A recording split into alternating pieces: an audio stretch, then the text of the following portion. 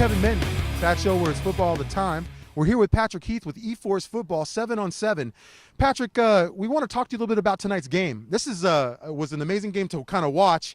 When you're talking about PIL teams that are 5-0, Grant and Lincoln, somebody had to win this game. Tell me a little bit about this game and really what these teams had to prepare for to face each other.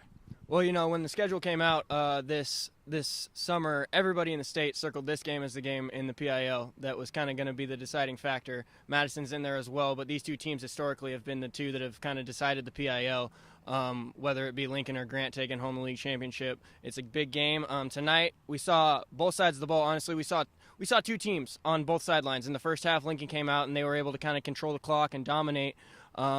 And Grant was a little bit slow to get off the ball. But coming out in the second half, the Generals were able to kind of get their offense moving, had the Cardinals' offense figured out on defense, were able to kind of control the tempo of the game and really make it a game down to the last second, honestly. Right. And really, when we looked at it, too, there were some penalties. There were some calls that went against Grant. There was some interceptions, some PATs. Really, it was a game that both offenses were going at each other. But it was the defensive Grant that we kind of saw struggle a little bit when it came down to the first tier of the linemen and then the second tier of the linebackers. Tell me a little bit about what those tiers mean to stopping a team like Lincoln when you're talking about those sweep plays. Obviously, when you're playing a team that throws the ball almost 90% of the time, it's going to be a priority to stop the run. And they've got 3 or 4 excellent athletes out there that they can give the ball to, that being Lincoln's offense. And so it makes it difficult for a defense to be able to stop unless you're reading the right things and you know exactly where you're supposed to go on every play. So when it comes to defending it as a D lineman or a linebacker, you got to be able to know what you're looking at, where you need to go from that read, and play ball from there and rally to the football. And I think in the second half it started to show up a little bit for the Generals. You know, they kind of overcame some shortcomings in the first half and were able to get things rolling. But at the same time, you got to be able to go from the opening kick or else it's going to turn out like it did for them tonight. Yeah, and it looked a little bit, too, that Grant had some issues with regards to tackling. When it came to the sweep plays, a lot of those running backs, the first initial contact that Grant would have on those players, it was hard for them to wrap up. But we saw a lot of that tonight. We did. And, you know, when you've got guys like Nick Osmo and Ethan Stahl that can run the ball, they're big physical running backs. They're not trying to avoid you. They're looking for contact. They're seeking guys out. Then you've got to be able to bring something to the party as well, and you got to be able to gang tackle as a team. And we saw in the second half again that they were able to do that a little bit better. But in the first half, yeah, it was a lot of missed tackles from the Grant defense, but something that I'm sure that they'll shore up going into the playoffs as well. And so then we saw there in the second half where again a lot of times a team will regroup. It's a new game. So really there's a chance for that Grant team to come back out, and really we saw them really show a lot of effort. They were making a lot of plays. There were some 3 and outs there that they showed against Lincoln. Tell me a little bit about what their mindset was, do you think, going in there on that? You know, honestly, I think that their mindset was that our back's against the wall a little bit here. The Grant Generals came out and immediately gave up another touchdown to make it 35-13, and it was do or die time, honestly. And so being able to kind of rally around each other was good for them in terms of the second half being probably the best that the Grant Generals have played up to this point in the season against quality competition. So, you know, it's hard to spot teams as many points as the Generals did in the first half and expect to be successful on the night. So you tell me this too, when it came down to what Grant was doing, especially when they were trying to impose their will, even on the offense, sometimes it was a situation where the quarterback, maybe they would gain like 15, 20 yards, but then there would be a penalty that brought them back and something there. So what does a penalty do to that momentum that you saw Grant try to gain on a Lincoln? You know, with any team, penalties are huge killers, especially on big plays. Scoring plays, if it gets called back immediately, your mindset is, all right, we just scored, but now we have to go back and do everything all over again. And it becomes difficult, regardless of who you're playing for, if you're constantly having to overcome your own mistakes in order to be successful. So I think, you know, both teams at times struggle with penalties a little bit, and it was good to see because these are two of the teams from the PIO we'll see in the playoffs trying to make a little bit of a run. So it was awesome to see that they were able to come out and compete, but at the same time, yeah, they both have penalties they need to clean up a little bit. You know, you can't have let's just say it's 3rd and 12, you can't gain 15 and then go back another 10. it's really difficult when you're beating yourself to be able to be victorious. So tell me a little bit what Grant has to do going forward. One loss does not define a team. There's still more games to be played. So tell me a little bit about as far as what Grant has to focus on. I overheard Coach saying it's the film room, it's being on practice, and nobody calling in sick or showing up sick. Is like you need to be here to play football and be ready to practice, because again, it's going forward on these to play football with some of the teams that they have to face. What is their mindset going forward? I think the Grant Generals are going to be fine. They are a team that's got a dynamic offense and a number of playmakers, being Damon Hickok, Savon Brown, Grant Ewell Jr., DeMarcus Singleton Jr. They're some of the more elite players around the Portland area when it comes to the offensive side of the ball. I think, that the Generals have another big test coming up against Madison next week. It's going to be imperative that they're able to get in the film room, like Coach Heath was saying, be able to be accountable and be there all next week to be able to get ready for what is essentially another playoff game for them. The PIL honestly entered the playoffs tonight, with it being win or go home, win or lose a home playoff game.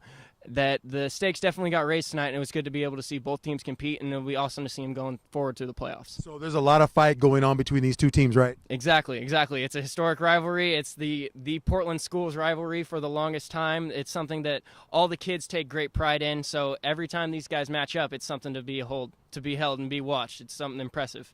So Patrick, you're part of this Eforce football 7-on-7. Tell me a little bit about some of these players that you have that you're working with, and really go into detail as far as what growth you've seen them do since they've been with Eforce. Well, honestly, if we're going to talk about growth, the first guy to be able to talk about is Savon Brown. A kid that really didn't have an emergence as a varsity player much last year. He had 10 catches for about 150 yards, but it was a diamond in the rough that no one really knew how special he was until everybody saw him run around and run routes out at 7-on-7.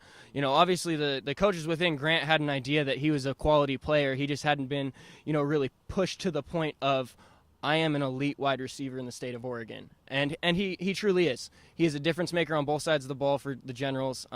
We saw him pop about a 70-yard touchdown run tonight on a bubble screen where there was nobody in the stadium that was going to catch him. He's a state 400 placer. He placed 8th in the state 400 race last year. And it's been awesome to be able to see him go from his junior year where he wasn't seeing the type of results that he wanted personally to continuing to work off season every single day and come and work with Eforce and develop his route running and develop his understanding of how to read defenses. It's been something that's been special to be able to see take shape on Friday nights during the fall.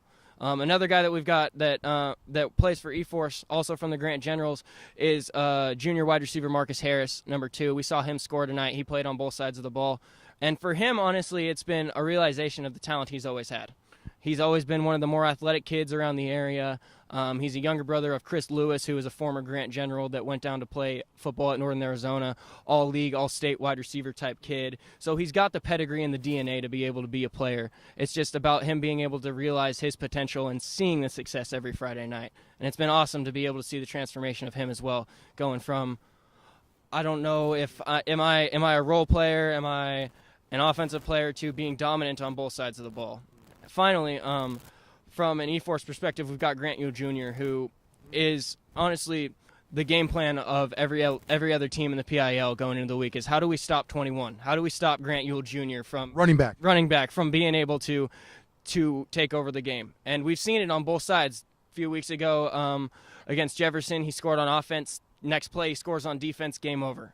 As quick as that, he's able to be a difference maker on the field for the Generals, and it's something that until you really see him play, you don't really understand just how much he does for the team. He plays linebacker, he punts, he plays starting running back, he catches balls out of the backfield. Whatever the team needs to do, he's doing it without hesitation, and it's awesome to see all these kids be able to be successful. That's one thing about Eforce football 7-on-7. If you have a kid or son playing football, it's like one of those things as far as development when it comes to skills, football skills, really on and off the field, wouldn't you say? I do. I completely agree. It's not just on the field. Football players are complete people and individuals. There's so much more that goes into playing football than just the on-the-field results, that you have a lot to be able to balance at quite a young age. And the more that we can reach out to these kids and be able to give any assistance that we can, the better for everybody and for the state of football in the state of Oregon. It's something that we take passion and pride in, seeing these kids, regardless of if we've ever coached them on the field or not. We want to be able to see these kids be successful. And that's one thing about it, where Eforce football comes into play is really displaying Oregon talent, because we're really seeing where there are other teams on the collegiate level that are really seeing Oregon as really a hotbed of talent coming forward. And then, so there's these 7-on-7 programs that, like yours, that really come into play. Wouldn't you say that? I would agree. I think that, every other sport really has an off-season training program, whether it's you go play a club or you're playing for a travel team or whatever, that the sport that was lagging behind in that was football. And to be able to have a startup like Eforce Football to be an outlet for kids to come and get work, come and receive exposure, come and receive the nuances of the game that they might not get to work at from January to August is awesome for them. And it really has taken off in terms of the recruiting side of things, that college coaches are starting to take notice that there's talent to be had in Oregon if you want to come up and see. There's definitely some kids that can play some football. So tell me a little bit some games that are coming in the future here with Oregon football, high school football. Tell me a little bit about what's going to be happening here, how things shape up as far as the standings go. This is where things get very interesting, because we saw some teams win lopsided victories, and we saw some close games as well, and some surprises. We did. Tonight we saw South Medford kind of sneak up on Sheldon. Sheldon's coming off a week where they didn't get to play, so they might have been a little bit rusty, but at the same time, South Medford have been tested against West Lynn already this season. Chase Coda is on another level in terms of when it comes to game planning. You better put two guys over the top of him, or he's going to make you pay. And that really opens things up for them. In terms of when we're going down the line, everybody's pretty well. We're starting to see the conference races take shape in terms of South Medford's probably clinched the SOC.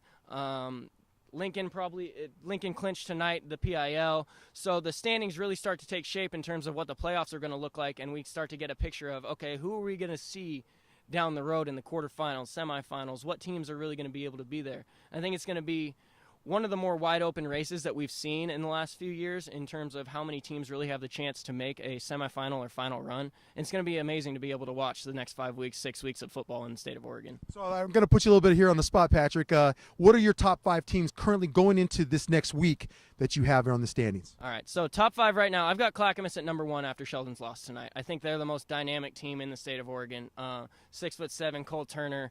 The passing game is been off the charts regardless of who he's been who's been getting the ball. Cole Turner, Thomas Talonen, just a bunch of difference makers on that offense. And then you go to the defense, they've got Justice Pagan, Braylon Bettles. They have guys all over the field that are able to really make a difference for you. So when you've got that collection of talent, it's pretty impressive.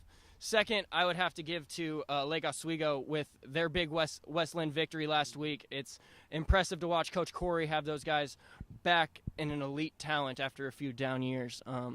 So it's impressive to be able to see them play. Third, I've got West Lynn. After Tigers lost to Sherwood last week, I think it drops them down a little bit. We'll see how Braden Lindsay's able to shake out, but they kind of are waiting for him to get back before they're really ready to go again. I mean, Westland keeps fighting. That's the thing about it, right? They keep showing up. They keep doing their job. Coach Miller has them ready to play every week. Regardless of what the result was the week before, they're ready to go and focus on the Friday night at hand. Number 4, I've got South Medford. Simply put, Robbie Patterson, Chase Coda, Jalen Parnell are a collection of guys that really have started to make some noise in Southern Oregon, and it's been a while since we've really heard from one of the teams down there in the Deep South. Sheldon's made their run over the last few years, but it's been a while since we've seen a South Medford, North Medford type of run, so it'd be impressive to see those guys in the playoffs as well. And finally, at number 5, I've got Tigard. I think that Max Lindsay is an incredible talent on one side of the field that you really have one side of the field to work with if he's on the field. You're not throwing the ball at him. It's teams have tried, and it hasn't been successful so far. And when you bring his older brother Braden back, it really creates one of the more dynamic tandems of corners in the state of Oregon. I think that once they've got Braden Lindsay back, he's their all-everything guy, that they're going to be just fine in the playoffs. So here we have it here with Patrick Heath here with Eforce Football.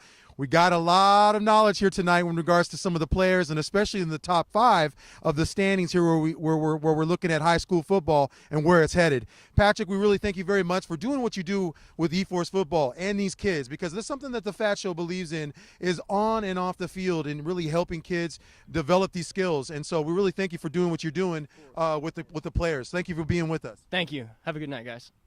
And this is Kevin Menton with the FATT Show. It's football all the time. We saw here a good one. Lincoln High School defeat the Grant Generals 35-28.